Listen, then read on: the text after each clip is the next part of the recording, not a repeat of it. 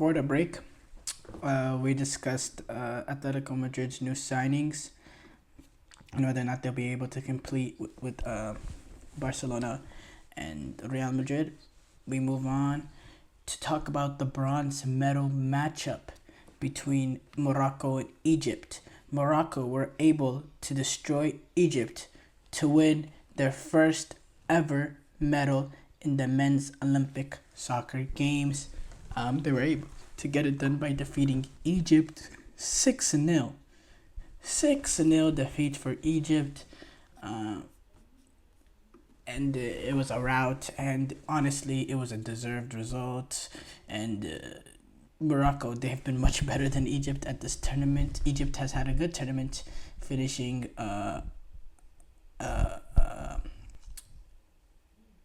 fourth place, winning the group that they did against a team that's now in the final in Spain, being able to beat them and win the group.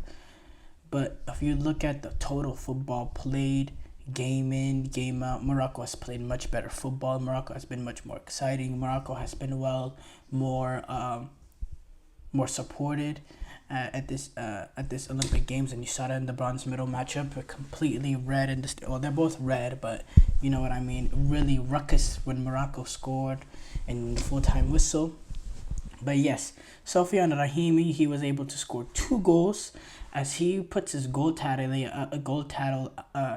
tally up to a ridiculous, I believe, 7 goals now. 7 goals now, if I'm not mistaken. 7, something like that. This is the first time they've ever reached the podium at the Olympic Games.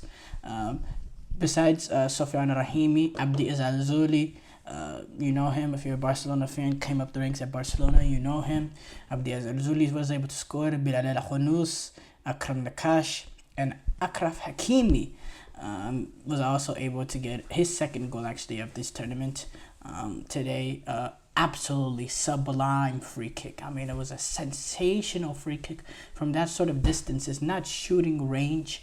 And then you saw the celebrations. You saw the coach almost running. He did run. He was on the field essentially, hugging Hakimi with the group of the rest of the team, jumping up. It was really a beautiful scene to watch. And it was beautiful to show a coach show that kind of emotion, because you don't really see that much.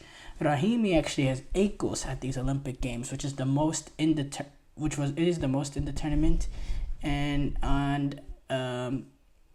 he's the only player in Olympic history to score in 6 consecutive games. He scored in all 3 group stage games. He scored in quarterfinal. He scored in the semifinal, and he has scored 2 in the bronze medal game.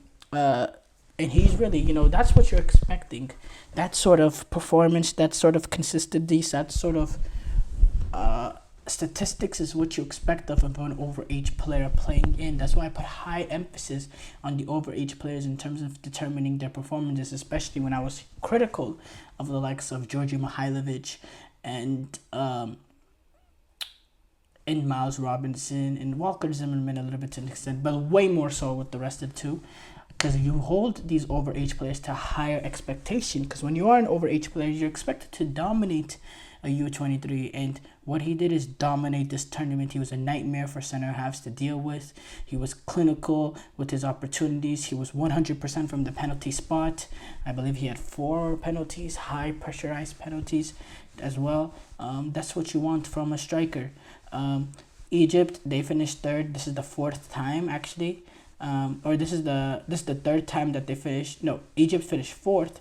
This is the 3rd time they finished 4th. They've actually finished 4th, 3rd at the Amsterdam Olympics in 1928 and Tokyo Olympics in 1964. They've been to a lot of quarterfinals. We know that recently. I believe 3 straight or something. So, but yes, Morocco. They've been, they've had a great tournament. They played some fascinating football. They've played some sensational, high-energy, high-octane football. They fed off the fans who packed in every single game. Really had created an amazing atmosphere. You had some players break out. Azalzouli, he broke out this tournament. We got to see his pace. His pace was really deadly. someone else I was really impressed with, Amir Richardson, his ability to control in midfield. I'll tell you what, Amir Richardson, he will challenge Unahi and Amrabat. He will challenge them in the national team for a position, for a spot there, because Amir Richardson has some quality. He has some ability. I see a lot of good quality in him. He can have that physical nature too. Being as tall as he is, he'll be a danger in set pieces just with the height. Really, really good player. Kind of reminds me, not the way he plays. I think he's a little different, but you know how Fellaini was in terms of being a set piece sort of specialist. He could develop into that sort of player, but also be very tidy in midfield, be comfortable, has decent passing range, has good control of the ball.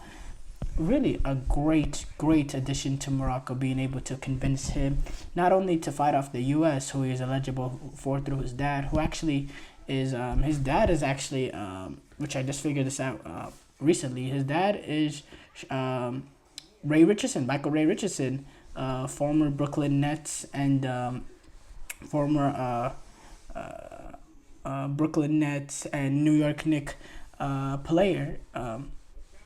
So which makes sense why he's tall. Which wouldn't make sense why he's tall. So they not only Morocco were able to convince him, but they were also able to convince him away from France, which is his birthright, where he was born in, and I assume where he was raised at as well. So Morocco has done a very good job, being able to convince these sort of players with dual nationality. Achraf Hakimi, he's Spanish by birth and by being raised. He was raised in Madrid, born in Madrid, came up the youth ranks at Real Madrid, and to be able to convince him to join this Moroccan setup has also been Brahim Diaz as well in terms of the national team. So they've done a very, very good job. Morocco, they're revolutionizing this federation, with the semi-final appearance at the World Cup, bronze medal at this Olympic Games.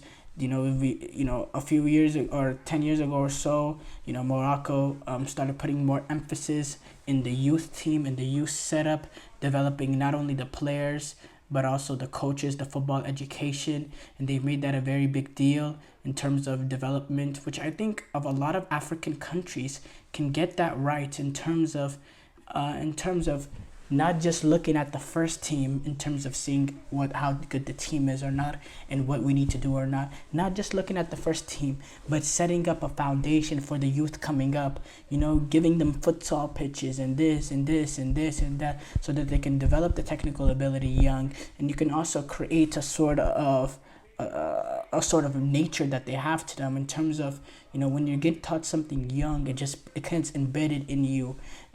In terms of understanding of the game, in terms of just pure technical ability, being able to develop that at a young age, having them to think, being forward thinking from a young age, those sort of skills, developing more gifted players. It starts off from the youth. It starts off from young. Having an emphasis on that at a young age is when you see the progression through the older players and the national team. That's how it goes. And to do that, you prioritize the youth tournaments as well. And these youth tournaments is Olympic Games. That's a perfect example in which they've been able to prioritize it really, really well. And they've created a great experience for a lot of these players to play at a fairly high level in a great atmosphere, in an atmosphere to be tested, and they've passed the test. They're really unfortunate that they're not really in the final with the way that they've played throughout this entire tournament, and the heartbreaking late loss to Spain, to Fermin Lopez and those boys, who we'll talk about later as they take on France in tomorrow's gold medal match edition. But this is a good win for Morocco. Speaking about this game, Ilyas Akomac said, "We wanted to win the gold medal, that's for sure. But to win a game like this, to get our country's first ever medal here, and in front of so many fans, it feels incredible." And that's what it is. That's what it really comes down to. They're able to get that medal, and they did it in fascinating fashion. Ezal Zoli scored an amazing goal. Hakimi, that amazing free kick. Rahimi, the way he attacked that header 3 minutes after Ezal Zoli's goal to basically put the coffin in. That's when you knew, okay, Egypt needs to hold on. And yeah, Egypt coach Rogerio Mikhail, who was actually the coach that led Brazil to win the gold medal at home so in 2016 Olympics, spoke about this game saying, all credit to Morocco. They were incredible in front of a goal. They had a very high percentage in terms of their finishing. For us, it wasn't to be today. And yeah, they were really just completely dominated. And for me, you could tell that there was a real emotional letdown in the way that they lost to France. There had to be. And they responded. Morocco responded better mentally than Egypt did to the heartbreaking loss that they suffered. Both teams suffered in the semifinals, and Morocco got help by the being essentially the home team in terms of the atmosphere. That definitely helped them.